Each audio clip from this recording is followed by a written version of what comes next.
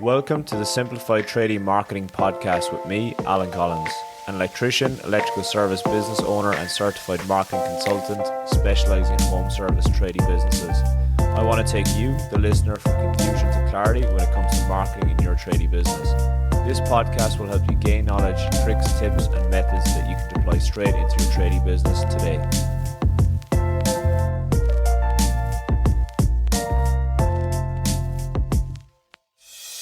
I want to talk about referrals, good referrals and bad referrals in the B2B space and the B2C. So B2B is business to client, B2B is business to business.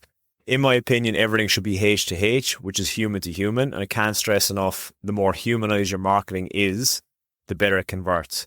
So I'm going to start with B2C, which is a business like you, direct to a client.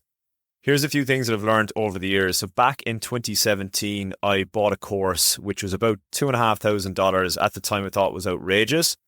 But in hindsight, looking back and all the investments I've made in my business, a lot of these are not expenses, they're investments. And I did that course. I didn't take a huge amount away from it. But what I did learn and take away, the biggest golden nugget was the guy's referral scheme. What he used to do was find referral partners. He'd feed them work, they would feed him work, and so on. What I did was I stole his methodology and I went to a lead generation website that we all know, and I posted a job looking for a carpenter on it because I had many clients at the time had asked me for a carpenter for whatever reason. And I posted my ad, had a few people apply for the job, and I said ongoing work on it. Met up with a local guy. He was probably 20 minutes over the road. We met up, had a coffee and just hit it off. We were both on the same page. So he ended up sending me work. I sent him work. It was a brilliant, harmonious relationship. When I did work for his client, I would bill his clients direct. When he did work for my clients, he billed my clients direct. So it was a really good relationship. But here's where this can backfire and really go south. The key with that carpenter was we were both on the same page of what we charged. So what I was charging, his clients were happy with that. What he was charging, my clients were happy with that. It worked very well. But what can go drastically wrong is, let's say you do that scenario and you're a Sparky and you team up with a plumber. That plumber is new to business. They're hungry. They're eager. They're undercharging their services for $80 an hour or something like that. That plumber does work for Mrs. Smith, finishes the job there, sends the invoice. He's incredibly cheap. And on the way out, he says, I know a fantastic Sparky as well, just like me. That client is over the moon of how cheap that plumber was because he's drastically undervalued himself. She then is now on the blower to you to do some electrical work. Now, you do the bad thing of not quoting that job. You go in there, you do the job off a red hot referral from your plumber mate, and next thing shit hits the fan. You charge correctly. The client thinks you're ripping them off. It's a double-edged sword. So now they're pissed off at you, possibly not going to pay you. They're looking at the plumber saying, why did you refer me to this guy? This is going to tarnish the relationship between that client and the plumber. That client might have 10 properties that the plumber is looking after. It can be detrimental. If you are going to go down this avenue, make sure you're both on the same page with the style of clients and the kind of money you charge so you're both on the same playing field. Otherwise, this can go very wrong. How can you implement systems online and offline to help your business like this? So offline, we're talking when that plumber is around at their house, you have to have a system in place for both parties, your business and his business, that when you finish the job, it's part of your process where his staff, your staff, they're going out the door, they say their goodbyes, they get the review and they say, hey, by the way, I've got this awesome electrician if you need XYZ done. You can even train them to say, I notice your smoke alarms, blah, blah, blah. They may be out of date. There's a good Sparky.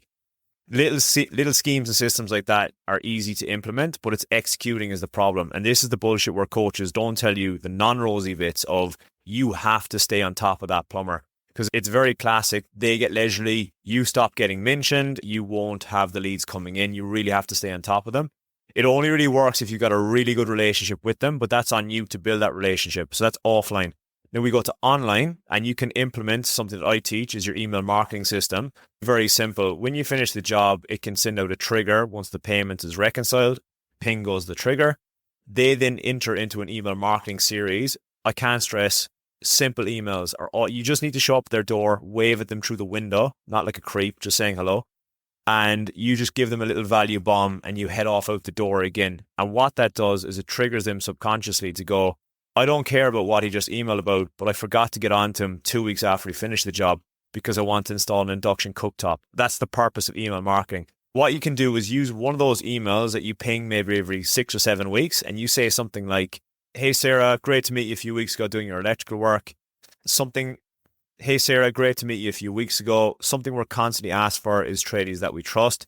You can check out the little link, insert link here. We've got a list of plumbers, carpenters, jib rockers, whatnot, all on this list here. Feel free to give them a call. Thanks so much. Your name. That's all you have to do. And with that, you're showing up with a value bomb, and then the rest is history. They're going to contact you about other stuff. But that's really how you set up a little system online and offline into your business. B2B, which is your business to another business. These can be fantastic referrals. But what I find is there's a lot of greasy hands when it comes to these kind of referrals. And the hands you want to avoid are the non-greasy ones. Now, what the hell is a greasy hand, you may ask? So with some companies, we're in with two different companies. One's a lighting company, one's an EV charger company. And they both just basically pass our details on. The EV charger company, we're listed on their website. Every referral we get directly to us, that money goes directly to our business.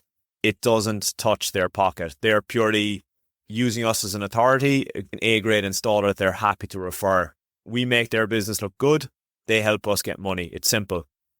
Now you've got other companies, there's particularly EV companies out there that are doing this at a set rate. So this is where the greasy hand comes in. They won't list your company on their website. They will get the lead and delegate it out to you or possibly one or two others. You may have a specific area you cover for them. And when you get that lead, they will have set prices on the work, which usually are pretty shit. So what'll happen is you'll get one job and you'll make a little bit of money on it. You'll do another job and you'll lose a little bit of money on it.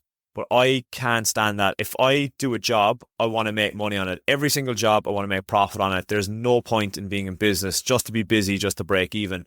And that's where you have to find those companies, find those referral partners or companies where you can get in with them and they're just referring you out. Now, for this to stay on top of this as well, you need to be doing little drop-ins to the stores. You need to be staying in front of them with little gifts, little ethical bribes and stuff like that, which I spoke about in previous podcasts. But that is how you stay on top with them. And it can be such a really good relationship. I've had several over the years. And if you drop the ball and you don't stay top of mind with them, you can lose them. So I can't stress enough, stay on top of that relationship with them. They're just two little things. So hope this gives you a little bit of info or just get your brain thinking or jogging of who you can partner up with that's on the same page. If you've got the same clients, a service provider that's going directly to your client that you can niggle in with. Speaking of greasy hands, builders, how do they even catch their phone? It would slip out every time they put it into the palm. This isn't speaking about builders. This is more so stores and direct to your customers. We don't want to include builders in this. I don't condone working for builders, but look, that's entirely up to you. If that's the pathway you choose. I just figured out that there was no money to be made working with builders, but that's just me. So get out there, find those referral partners that can send you consistent work without having to spend much money on advertising besides little ethical bribes or just call-ins and stuff like that. Hey, super quick. I just want to thank you firstly for listening to the podcast today and taking the time out to do so. If you found anything useful, please feel free to share the link with another tradie. Subscribe and review. You'll get the podcast alert every time it is uploaded then. Lastly, there is a bonus of 9 ways in 9 days to 100k plus profit. Links are in the description below. I feel this will greatly help your business.